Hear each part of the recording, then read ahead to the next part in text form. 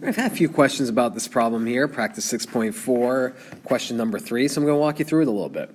You notice I highlighted the key information here.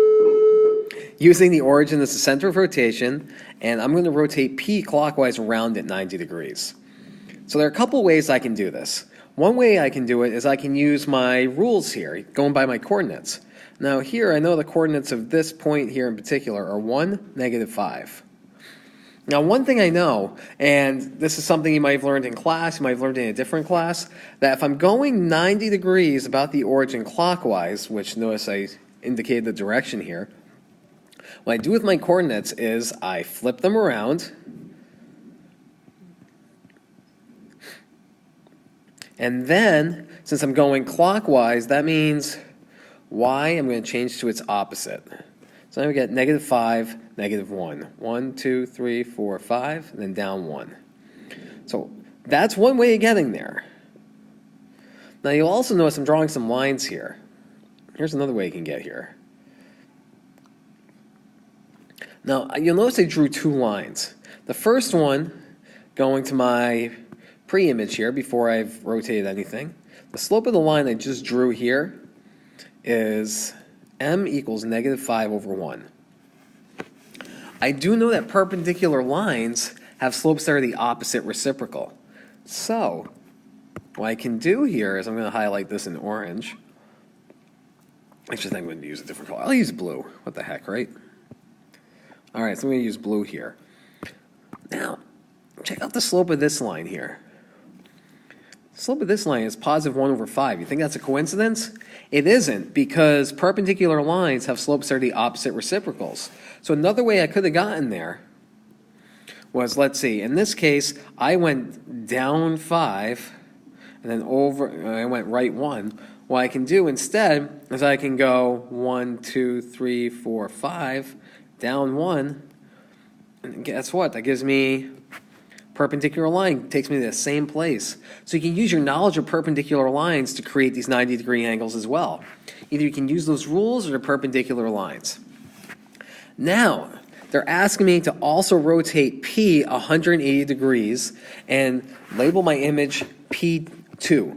This is nice. There's a nice, easy way to do this. Now you can either go by your rules, which for the rules are, in order to do a 180-degree rotation, you keep the coordinates of your original point. Now I'm just going to shrink all this stuff down and get it out of the way. Which the coordinates of my original point here are 1, -5. I'm just told I can take these same coordinates and then just make them the complete opposite. So opposite of +1 is -1. Opposite of -5 is +5. So one way I can do this 180-degree rotation is going over 1 and then up 5. 1, 2, 3, 4, 5. So I can do that. Another way I can do this, and I'm going to erase this stuff. So I can start from scratch. Another way to do is 180-degree rotation, right? I can draw a line from my origin to my pre-image here. And again, we've already established that the slope of this line is -5/1.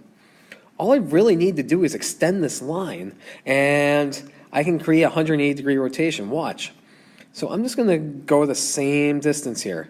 So I'm going to go, let's see, since I'm going in the opposite direction, I'm going to be going up here. I can go up 1, 2, 3, 4, 5, and then over 1. And guess what? It's still a negative slope. I've still maintained the same slope here. And that takes me to my new reflection point. Because the thing is, with 180-degree rotations, all it is a straight line. Essentially, you're just making a straight line, and you want to be the same distance from the origin as you are here. And one way you can prove that, you can use the slope. Some people like to create these triangles here using the Pythagorean theorem. Now, these are bad triangles, but bear with me. Because in this case, I could figure out, okay, so 1 squared plus 1, 2, 3, 4, 5 squared equals 26. So I know the square root of 26 is the length of my hypotenuse here. And guess what? It is the same distance is up here too, because guess what? I get the same triangles. Right here I get 1 squared plus 5 squared here equals c squared.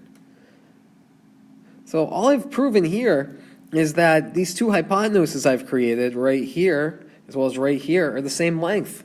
So you can use triangles, you can use, perpendicular lines, you can use your algebraic knowledge. There are a lot of ways you can get here for these types of problems.